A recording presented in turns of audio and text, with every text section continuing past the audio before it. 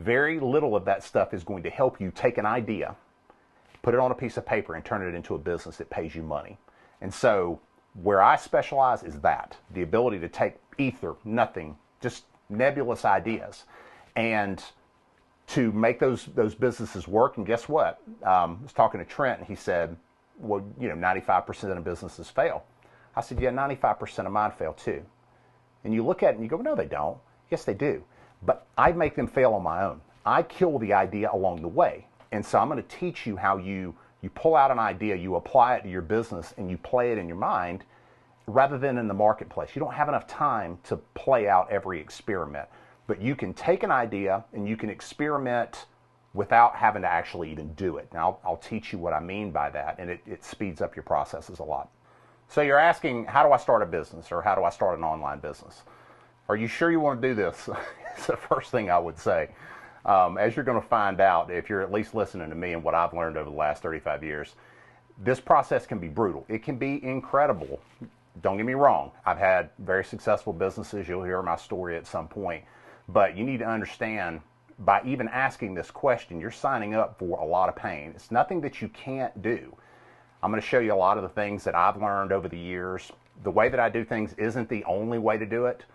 But the one thing I can tell you is that I think that you can replicate it. And it's one of the reasons that I want to help. There's a lot of people out there, frankly, that because of the pandemic, they don't have jobs. They're trying to figure out what they're going to do. They're trying to reinvent themselves. And I also have kids one day that frankly, I'd like them to know the same things that my dad taught me.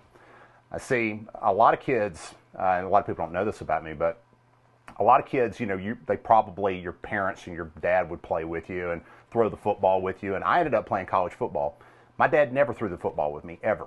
But instead, when I was 8, 10 years old, he was grabbing this yellow legal pad and literally going, all right, son, so when a dollar comes in on a product and you're bringing this in, you have to figure out as a business owner, like where that money goes and then how much money you're going to have left over, and can you pay your employees? And that's the only thing I ever knew, was how to build businesses. And so really what I'd like to share with you guys is to help you learn some of the things that I've learned. I have some bad news before you even start. The vast majority of businesses fail. It's over 95% of businesses fail over a 10-year period.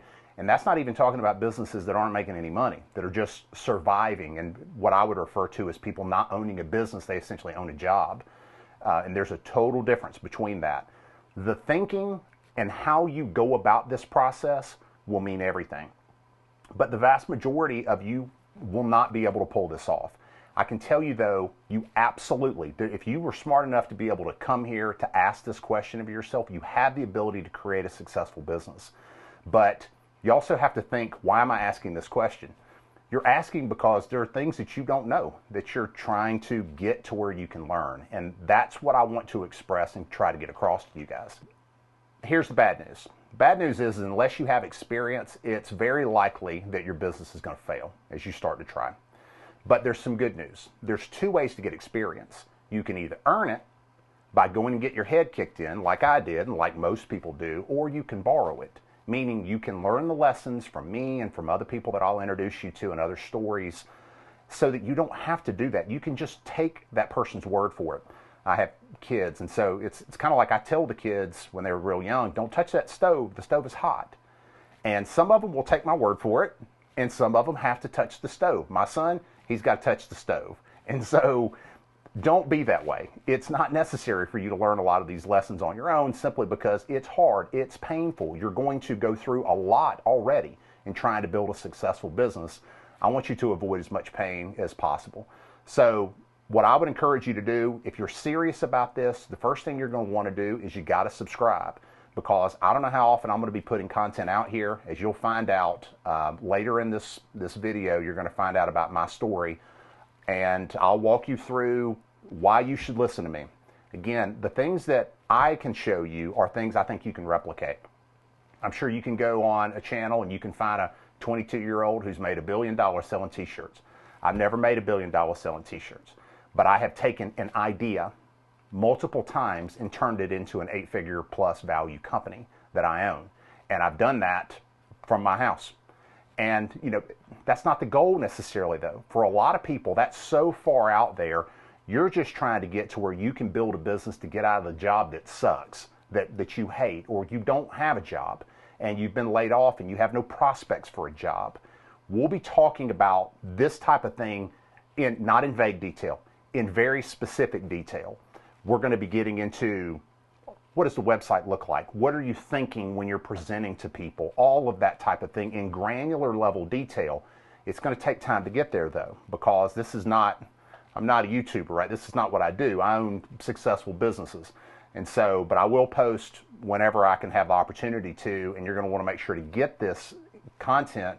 And the other thing I'd encourage you to is don't be selfish. Like the video, comment on the video. If you think it's helpful to you, it's probably going to be helpful to other people too that are trying to figure out what they do, how they reinvent themselves, maybe they've had a failed business already. We're going to be talking about all those things, so that's important. So overall, I would say I want wherever I've been able to go, my ceiling to be your floor, and for you to start there in terms of at least thinking. Now, the way that you think about how to build your business means everything.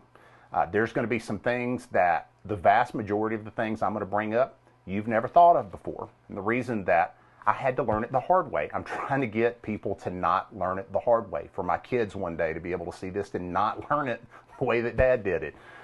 It's not necessary. And so hopefully we can avoid some of these mistakes and have fun. But again, every single person, if you're smart enough and you have enough audacity to try to start a business and make it this far, even in this video, you have the ability to do this. It is not going to happen like that. The process is going to be brutal. It's going to rip you out inside out. But what's going to happen is in the end of it, you're going to be a person that you probably never would have been before. And if you do it correctly, then that will mean better relationships, not worse relationships. You'll have a lot more joy in your life. You'll have a lot more freedom in your life. And it won't be just about money. The money is important. But one of the things, if you're very successful, that you're going to find out, unless you're doing something, if you're very successful, you've made millions of dollars, unless you're doing something that I would call probably stupid, going to buy a yacht or doing something idiotic, you can't spend the money anyway.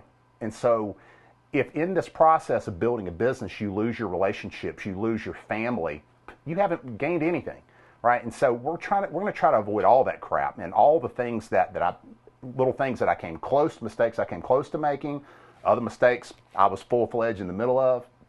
But I would say it's important for you to understand where I'm coming from. Why should you even listen to me? Why is it even important? What do I have to offer? And so I grew up in Atlanta, Georgia, in the United States. There's a lot of people, around the world that will be watching this. And so I was the first person in my family to go to college. My family, they were smart. They were business people. They were entrepreneurs. And like I'd said, my dad, he didn't throw the football with me. And I was a lineman anyway. I probably wouldn't have been able to catch it. But he just showed me how to build businesses. And this is the only thing I ever saw. And so I wanted a different life. I wanted something that was different. And so I got a scholarship at a really good academic school. It was a 1AA college football, and I was a good football player. And so for that division. And what that allowed me to do is to kind of get to that next level. And so after I graduated, I went to work selling a product called long-term care. It would help older folks, senior citizens, to pay for nursing home care and stuff like that when they got older in life. And the one thing I was taught and that I could see is that you can't teach effort. I'd seen this playing college football too. There was a lot of players that might have had more ability, more talent than me. They did not outwork me though. They were not more just gritty in getting the dang work done, action. And I did the same thing. When I went into the business world, it was the same thing. There was a lot of people pretending to be doing this thing, pretending to be working in that industry. There's a lot of people, frankly, that will be pretending to build a business. And we'll talk about what your motivations are later in some other videos. Are you wanting to do this so that you look good to your family? Are you wanting to look good to your friends? Are you wanting to brag about it? Or are you wanting this damn thing to actually work? And so those are two different things. If you're trying to get someone to pay attention to you, open up a Facebook account. If you're trying to build a successful business, you're going to hang out here, and I'm going to teach you the things that I've learned, and you're going to be successful.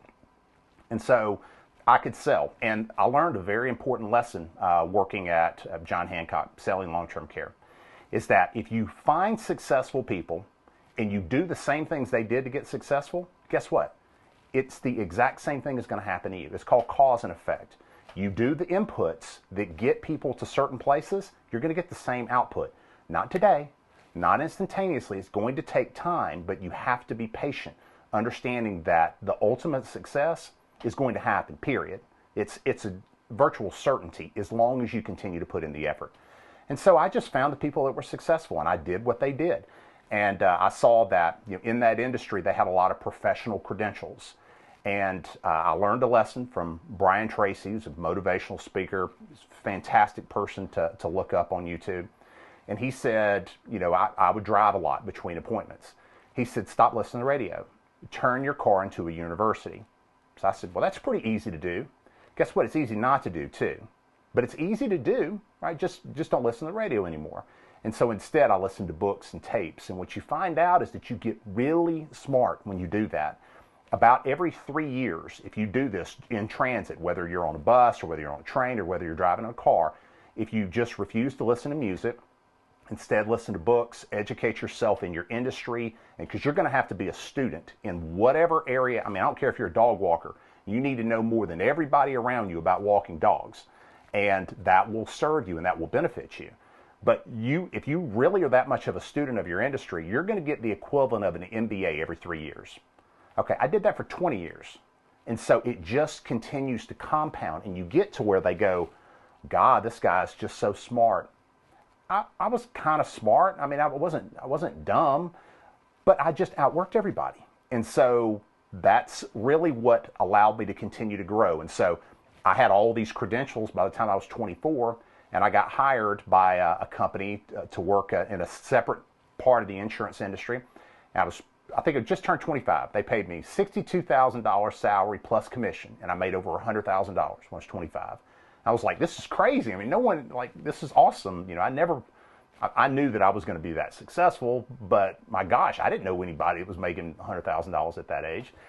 And so I just continued to go, and it continued to grow on itself. And then, by the time I'm maybe in my late 20s or 30s, I'm making $500,000 a year, and I own 30% of a business because I bought into a small company. And this is where the entrepreneurial pieces began to start for me, is around 26 or so.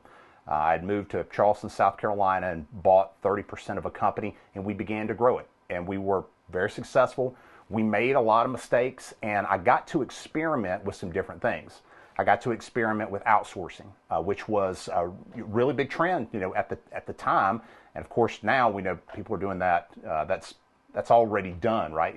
As well as automation, pieces of technology that were automating things. And I'd go, okay, I know this about my industry, and now I'm learning this new thing that doesn't seem like it has to do with anything about how to build technologies and how to integrate that in, and it just, knowledge accumulates. And the more of that you have, if it's the right kind of stuff, not just ridiculous stuff, but stuff that encourages you, stuff that's industry specific, you need to be consuming that constantly.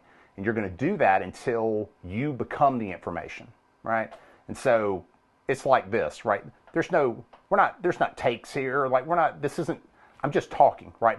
And you can tell I am the information because I own it. Now, but that came at a price. And it came at a price of working my ass off, just like it's going to come for you as well. But you can do it. And so I had decided to sell that company. We sold it, and then I took a couple of years off.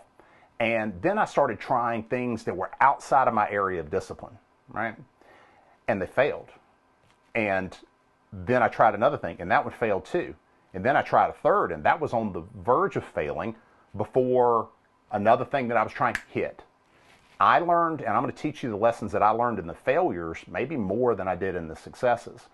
But people think it's just a straight line. It's not a straight line for anyone that's really successful. In your business, it's not going to be a straight line. You're going to have ups and downs. Planning for the down ahead of time, making sure that it doesn't go as deep and is as painful as mine did, is something that I would really like you to avoid. For my children, I would really like you to avoid the pain. But you're going to have a level of pain. It's important that you have a certain level of pain because it's going to teach you lessons you can't learn any other way. But then I started a company in 2014 to build employee benefit technologies in the insurance industry, pieces of technology. Again, I didn't know anything about technology, but I just began to kind of plug at it and then launched a product. A bunch of search terms hit #1 on Google, and we brought in a ton of clients. Like, we could not get the phone to stop ringing. And so we just were churning it. And then because we had brought in, I don't know, 750, 1,000 clients, something, it was a large number, fast, we were like, we've got to figure out how to do this thing. And so we had to build great technologies, and we built the team, and it's a diverse team. We have some people in India. We have some people here in the States. We do security here in the States, and we figured it out, and we grew incrementally. And this thing, as we started to get momentum, it's one of the things you're gonna meet. My closest friend in the world is a guy named Trent Hyatt. You're going to meet him. He's a partner in every single thing I ever do. I want him a part of it. And he owns pieces of the businesses. We built everything together. From that time of when everything sucked up, that was he and I at the bottom of the pit of the suck.